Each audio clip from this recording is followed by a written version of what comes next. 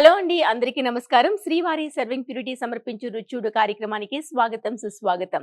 ఇవాళ మన రుచుడు వచ్చేసింది డీడీ కాలనీలో ఉన్నటువంటి ఇన్స్టఫ్ హోటల్ మేనేజ్మెంట్ హైదరాబాద్ కు. మరి నాతో పాటు పద్మారావు గారు కూడా రెడీగా ఉన్నారండి సరికొత్త వెరైటీ రెసిపీ నేర్పించేందుకు. ఇంకా ఏ మాత్రం ఆలస్యం చేయొద్దు, ఆయన పలకరించేద్దాం. నమస్తే పద్మారావు గారు. నమస్కారం అండి. ఎలా ఉన్నారు సార్? బాగున్నానండి, మీరు బాగున్నారా? నేను కూడా బాగున్నాను. మరి ఈ రోజు మన యూఎస్ కోసం ఏ రెసిపీ నేర్పించబోతున్నారు? ఈ రోజు మనం చేస్తుంది ఒక కామన్ డెజర్టే, కాకపోతే కొంచెం టెక్నికాలిటీతో కూడుకున్నది కాబట్టి ఈరోజు మనం చేస్తున్నామండి క్యారెట్ హల్వా.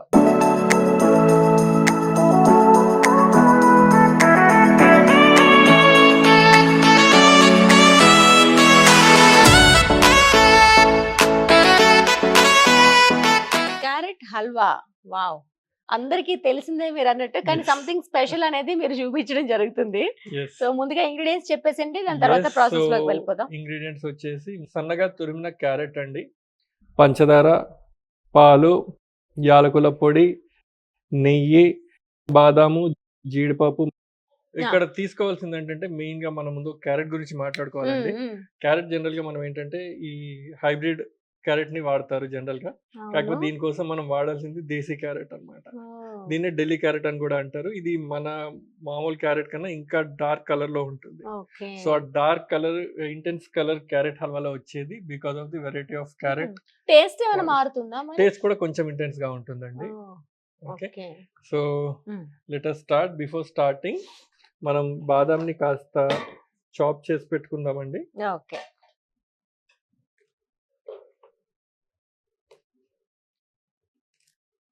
అందరికి మీరు అన్నట్టు తెలిసేది నార్మల్ గా బజార్ లో దొరికే క్యారెట్ తోనే చేస్తూ ఉంటారు. ఏది హెల్త్ కి మంచిదండి? క్యారెట్ ఏదైనా మంచిదే, ఓకే. కాకపోతే ఈ మనం స్పెషల్లీ ఈ డెజర్ట్ కోసం చేస్తున్నప్పుడు కనుక ఈ ఢిల్లీ క్యారెట్ గానీ ఆర్ దేశీ క్యారెట్ గానీ తీసుకుంటే బాగుంటుంది అన్నమాట. కలర్ మార్కెట్ లో ఇది కొంచెం అరుదుగా దొరుకుతుందండి. కానీ అదేంటి మన అది హోల్సేల్ కూరగాయల మార్కెట్ ఎక్కడైనా సరే మనకి రెడ్ కలర్ ఢిల్లీ క్యారెట్ దొరికేస్తుంది. ఓకే, సో బాదాం చాప్ చేసి పెట్టుకున్నామండి. ఇప్పుడు రేంజ్ ఆన్ చేద్దాం. So sweet has to be started with ghee. So మనం ఘీతో స్టార్ట్ చేద్దాం. ముందు కొంచెం నెయ్యి తీసుకుందామండి. మనకి క్యారెట్స్ కూడా ఇందులోనే ఫ్రై చేస్తాం కాబట్టి కొంచెం ఎక్కువ పడుతుంది. ఏదైనా సరే స్వీట్ ఉంటే కొంచెం నెయ్యితో వచ్చే టేస్ట్ వేరే అన్నమాట. జనరల్ గా క్లాసికల్ హల్వాయిస్ కూడా ఏం చేస్తారంటే ఈ గులాబ్ జామ్లు, కాజాలు ఇవన్నీ కూడా నెయ్యిలోనే పూర్తిగా వేయించడం జరుగుతుంది. ఫైనల్ గా కూడా వేస్తూ ఉంటారు కదండి, పైనుంచి వేస్తారు, ఒక్కొక్కసారి సిరప్ లో వేస్తారు ఆ షైన్ కోసము. ఈ హల్వాస్ అయితే ఎస్పెషల్ గా ఈ మన షుగర్ యాడ్ చేయడం బట్టి ఆ షైన్ అనేది వస్తుంది. సో ముందుగా మనం బాదం వేసేసుకుందామండి.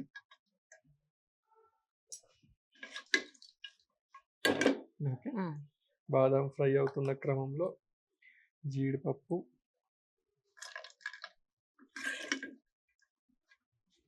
పిస్తా అనేది కొంచెం రేర్ గానే యూజ్ చేస్తారు స్వీట్స్ లోని. పిస్తా అనేది దీనికి బాగోదా? లేదు, పిస్తా వేయొచ్చండి. ఏ డ్రై ఫ్రూట్స్ అన్నా, బాదం కావచ్చు, జీడిపప్పు, పిస్తా, కిస్మిస్, సుల్తానాస్ ఉంటాయి, అదే నల్ల ద్రాక్ష, నల్ల ద్రాక్ష, అది వాడచ్చు. అంటే రెగ్యులర్ గా మనం స్వీట్ లో యాడ్ చేసేవి కాజు, కిస్మిస్, బాదం, ఈ మూడు కంపల్సరీ చూస్ చేసుకుంటారు. కానీ ఇంకొంచెం వెళ్ళాలి అనుకుంటే మనం ఇట్లా రసగుల్లా, రసమలాయి, దాని మీద అయితే చంచం, దాని మీద పిస్తా ఖచ్చితంగా ఉండాల్సిందే. సో లాస్ట్ కి వచ్చేసి కిస్మిస్.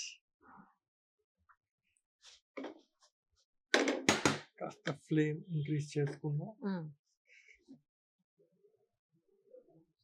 ఇది గీలో ఎంత బాగా వేగితే అంత టేస్ట్ వస్తుంది కదండి. ఒకటి ఏంటంటే ఈ హల్వాస్, ఎస్పెషల్లీ వెజిటబుల్స్ తో చేసే హల్వాస్ ఏవైతే ఉంటాయో అవి మరీ ఎక్కువ మ్యాష్ చేయకూడదు అనమాట. కుక్ చేసిన తర్వాత ఈ ఈ పలుకు ఏదైతే ఉంటుందో సపరేట్ అవ్వగలగాలి. అట్ ది సేమ్ టైం పూర్తిగా ఉడికుండాలి. సో అది కొంచెం గమనించాల్సిన విషయం. ఓకే, సో హీట్ ట్రాప్ అయిపోయిందంటే ఇది మళ్ళీ కష్టం. సో ఇవి తీసి పక్కన పెట్టుకుందామండి. ఓకే, ఇదే గీలో గాజర్ కూడా వేసేసుకోవచ్చు. గీలో మనం తయారు చేసుకున్న గాజర్. ఒక కప్పు వేసాము, ఇది కొంచెం మగ్గినాక తగ్గుతుందా అండి? వాడి ఒకసారి కుక్ చేసిన తర్వాత ఏమవుతుందంటే ఆ మాయిశ్చర్ అంతా వెళ్ళిపోయి చాలా దగ్గర అయిపోతుంది అనమాట. సో 1 కేజీ గాజర్ కనుక తీసుకుంటే, క్యారెట్ కనుక తీసుకుంటే మొత్తం కుక్ అయిన తర్వాత మన చేతికి వచ్చేది 1/2 కేజీ కన్నా తక్కువే. సో దాన్ని బట్టి మనం అడ్జస్ట్ చేసుకోవాలి. అంటే దానికి తగ్గట్టుగా మనం ఎంతమందికి వండుతున్నాము, ఎంత అవుతుంది, క్వాంటిటీ బట్టి మనం చూసుకోవాలి. సో మూత పెట్టకూడదండి. మూత పెట్టామంటే వాటర్ వదిలేస్తుంది. ఇది వాటర్ వదిలినప్పుడు ఆ వాటర్ లో మ్యాష్ అయిపోతుంది మొత్తం. మీరు అన్నారు ఆ పలుకులు అనేది అలాగనే ఉండాలి, ఎప్పటికప్పుడు సెపరేట్ అవ్వగలగాలి.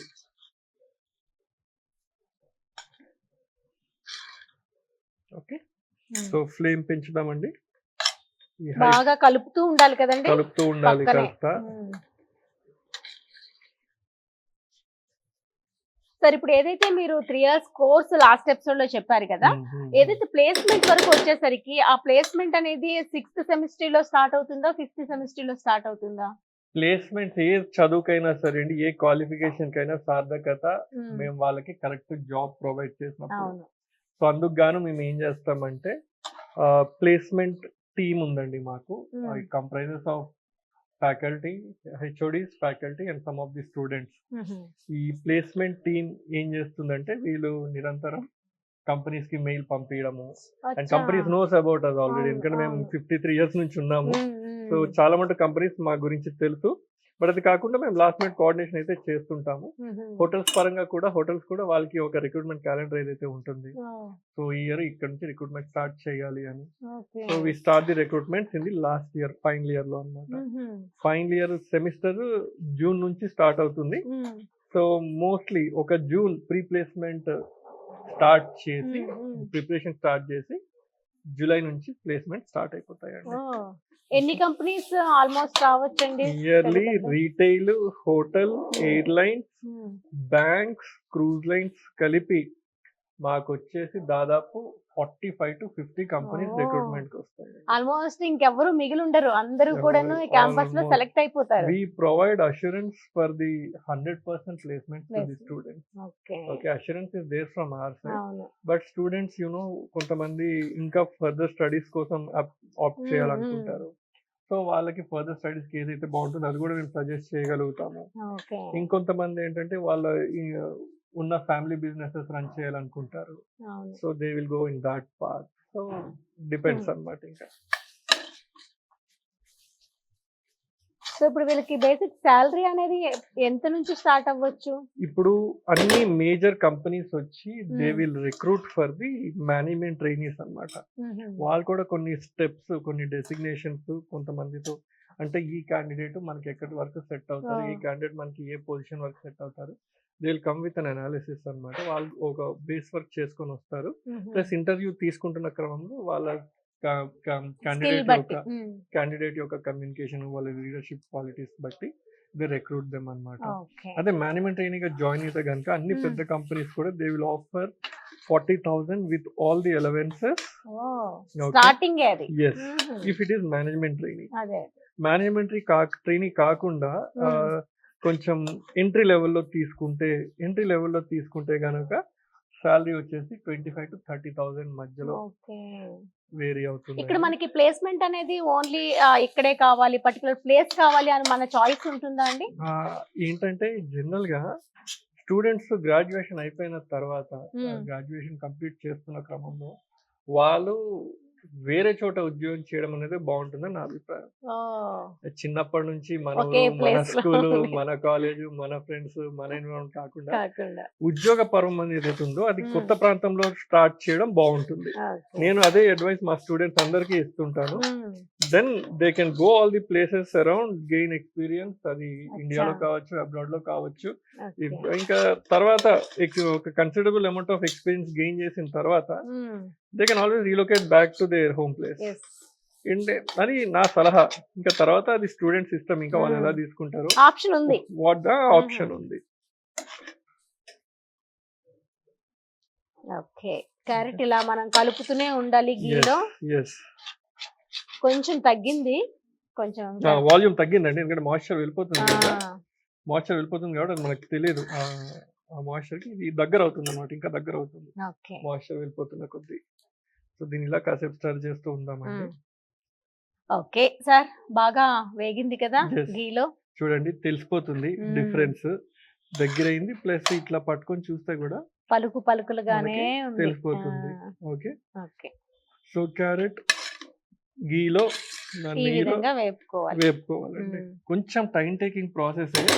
ఏ ఇండియన్ స్వీట్ అయినా సరే అండి, టైం ఒక జట్కా లోపల ఒక 10 నిమిషాలు, పావు గంటలో చేయడం కష్టం.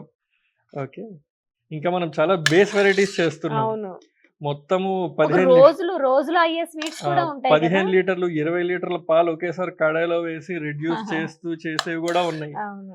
ఓకే, దాని మినిమం గంటన్నర పట్టేస్తుంది అనమాట. ఓకే, ఇప్పుడు ఈ టైంలో మనం పాలు వేసుకోవచ్చా? మనము పాలు వేసుకుందామండి.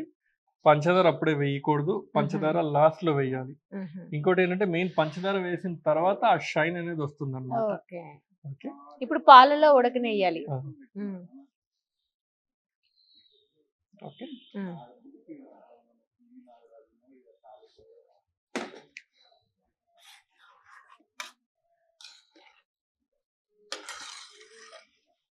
ఇప్పుడు కూడా మూత పెట్టకూడదా అండి?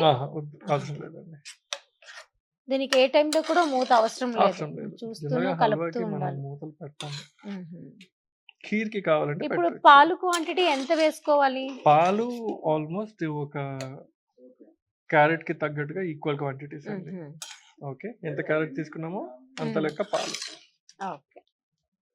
లిక్విడ్ ద్రవ పదార్థం కాబట్టి కొంచెం తక్కువ వస్తుంది. మ్మ్. ఓకే, కప్ అనేసరికి కప్ సాలిడ్ వేరు, లిక్విడ్ వేరు. కాబట్టి మనం ఇక్కడ ఏం చేస్తామంటే మ్మ్. ఈ 350 గ్రామ్స్ క్యారెట్, ఓకే, క్యారెట్ కి గాను మనం ఒక 300 ml పాలు తీసుకుంటాం. ఓకే. ఓకే, సో ఇది కూడా దగ్గర అయిపోవాలా మొత్తం? దగ్గర అయిపోవాలండి మొత్తం. ఇలా నీళ్ళలాగా వదిలేసాం అనుకోండి, ఇది వచ్చేసి ఖీర్ అవుతుంది అన్నమాట. మళ్ళీ పీల్ చేసుకోవాలి, క్యారెట్ మొత్తం అందులో కుక్ అయిపోవాలి. ఇంకోటి ఏంటంటే మనం ఇక్కడ ఎలాంటి ఆర్టిఫిషియల్ కలర్స్ కానీ వాడలేదు. ఓకే, కంప్లీట్ న్యాచురల్ కలర్, ఆ క్యారెట్ కలర్ ఏదైతే ఉందో అదే వచ్చింది. ఓకే,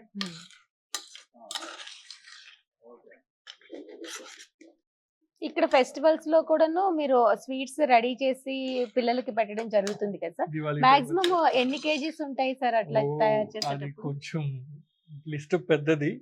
ఒక 6 or 7 వెరైటీస్ తయారు చేస్తామండి. ఈచ్ వెరైటీ వచ్చేసి ఒక 20 kgs తక్కువ ఉండదు. అది ఇంకా డే అండ్ నైట్ కష్టపడాలా ఒక దానికోసం? 3-4 ఎలా days, టైం టేబుల్ ఒక 4 days 4 days ఇంకా మిగతావన్నీ పనులు ఆపేసి. ఇంకోటి ఏంటంటే ఈ స్వీట్స్ ఒకటి కరికులంలో వాళ్ళు క్రాఫ్ట్ కోర్స్ పిల్లలు ఉంటారు, ఈ 1 year కోర్స్ ఎవరైతే ఉన్నారో వాళ్ళ కోసం అన్నమాట. ఓకే. ఓకే, కానీ ప్లానింగ్ అనేది చాలా కష్టం కదండి. ఇట్లా స్టూడెంట్స్ కి ఆ కోర్స్ లో ఏం వస్తాయి, రేపటికి సబ్జెక్ట్ ఏంటి, వాళ్ళకి కావాల్సిన ఇంగ్రీడియంట్స్ ఏంటి, ప్రతి ఒక్కటి ప్రాపర్ గా సెట్ చేసుకొని పెట్టడం అనేది కరెక్టేనండి. కొంచెం చాలా చాలా కష్టం. Teaching is not an easy job. అవును, ఇంకొకటి ఏంటంటే ఇది ప్రాక్టికల్ లో ప్రతిరోజు చూపించాలి. కుకింగ్ మనం అనుకుంటున్న స్థాయికి పిల్లలు కుక్ చేసే విధంగా తీసుకెళ్ళడం కూడా ఇంకా పెద్ద టాస్క్, సవాల్ అన్నమాట, ఛాలెంజ్. అందులోనూ మీరు చెప్తూ ఉంటారు ఏ ఒక్కటి లేకపోయినా అక్కడ ఏ ఒక్కటి వేయకపోయినా ఆ లుక్ రాదు, ఆ టేస్ట్ రాదు, ఫైనల్ అవుట్పుట్ రాదు. ఇక్కడ ఏదో మాయ చేసేసి చేసింది కాదు. ఓకే, పాలన్నీ అబ్జర్వ్ అయిపోతున్నాయండి, ఇంకొంచెం దగ్గర అవ్వాలి. ఆ తర్వాత షుగర్ వేద్దాం. ఇలా పాలల్లో కూడా ఉడికినప్పుడు కొంచెం ఆ టేస్ట్ బాగుంటుంది. బాగుంది. మీరు అన్నట్టు ముద్దగా కాకుండా ఈ విధంగా మనకి ఆ క్యారెట్ తురుము అనేది కనిపిస్తూ ఉండాలి. అది గీలో వేయించేటప్పుడే మనం నెమ్మదిగా నిదానంగా వేయించుకుంటూ వెళ్తే తెలుస్తుంది. పాలలో బాగా ఉడికింది కదా. సో పాలలో మంచిగా ఉడికిపోయిందండి, ఈ విధంగా దగ్గర అవుతుంది. ఇప్పుడు ఏం చేస్తామంటే లాస్ట్ కి మనం కాస్త పంచదార వేసుకుందాం. ఒక ఇది కూడా క్వాంటిటీ ప్రకారం క్వాంటిటీ, తీసుకున్నామా? ఈ క్వాంటిటీకి గనుక ఒక ఉమ్, 4 టేబుల్ స్పూన్స్ పంచదార సరిపోతుందండి. ఓకే. ఇప్పుడు కొంచెం లిక్విడ్ లాగా వస్తుంది కదా షుగర్ వేసినాక. షుగర్ వేసిన తర్వాత కాస్త లిక్విడ్ వస్తుంది. ఉమ్. ఇంకా బాగా దగ్గర అవ్వాలి కదా. ఉమ్. ఇంకా షుగర్ వేసేసరికి ఆ అవును. మాయిశ్చర్ కాస్త రిటైన్ అయ్యి ఇది ఇలా ఈ విధంగా దూరం లిక్విడ్ లాగా అవుతుంది. బట్ ఎనీవే అయిపోయిందండి ఇది. కొంచెం దగ్గర చేద్దాం. ఇంకో నిమిషం.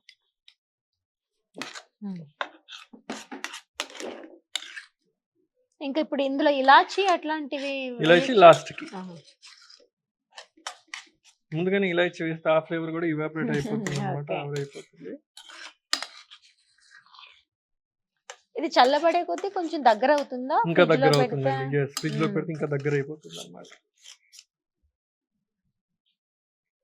ముందంతా పాలల్లో ఉడకనియాలి, దాని తర్వాత షుగర్ వేసిన తర్వాత దాంట్లో కూడా ముందు నెయ్యిలో ఉడకనివ్వాలి. నెయ్యిలో, దాని నెయ్యి తర్వాత తర్వాత పాలలో, పాలు.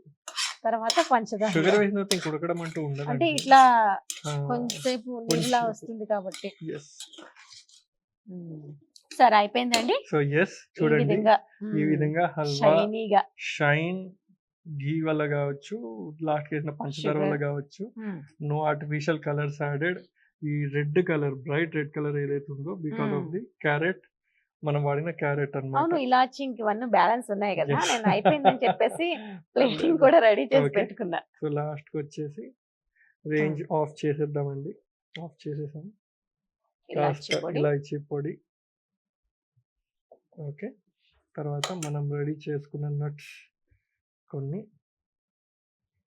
గార్నిష్ కోసం కొన్ని ఉంచుకుందాము, కొన్ని సైడ్ పెట్టుకుందాం. ఓకే. Okay, So, కలిపేసుకున్నారు. బౌల్ రెడీగా ఉంది. బౌల్ రెడీగా ఉందండి. ఇదిగోండి.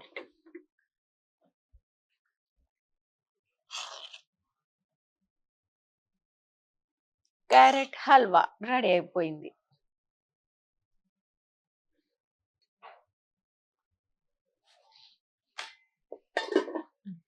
సో వేడి వేడి క్యారెట్ హల్వా రెడీ అండి. టేస్ట్ చూసి చెప్పండి. ఇంకా ఏ మాత్రం ఆలస్యం చేయకుండా దీని టేస్ట్ ఎలా ఉందో మీకోసం ఇప్పుడే చూసి చెప్పేస్తా. క్యారెట్ హల్వా అందరికీ తెలిసిన ప్రాసెస్ అయినా మనం తీసుకునే క్యారెట్ లో టేస్ట్ అనేది ఉంటుందని చెప్పారు కదా, ఎలా ఉందో చూసేద్దాం.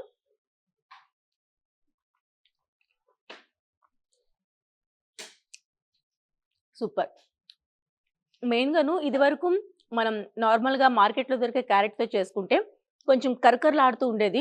ఇదైతే చాలా సాఫ్ట్గా పాలల్లో ఉడికింది, గీలో వేయించాము, షుగర్లో మళ్ళీ దగ్గర అయ్యే వరకు వెయిట్ చేసాము. ఫైనల్గా అయితే అవుట్పుట్ అదిరిపోయిందండి. మనం ఇలా వేడివేడిగా తిన్నా బాగుంటుంది, ఫ్రిడ్జ్లో స్టోర్ చేసుకుని తిన్నా బాగుంటుంది, మనకు వారం వరకు నిల్వ ఉంటుంది కాబట్టి హ్యాపీగా ఎంజాయ్ చేయొచ్చు. మరి అందరికీ తెలిసిన ప్రాసెస్ అయినా కొంచెం కొత్తగా వెరైటీగా నేర్పించారు కాబట్టి ఇంట్లో మీరు కూడా ఒకసారి ట్రై చేసి టేస్ట్ చేసేసేయండి.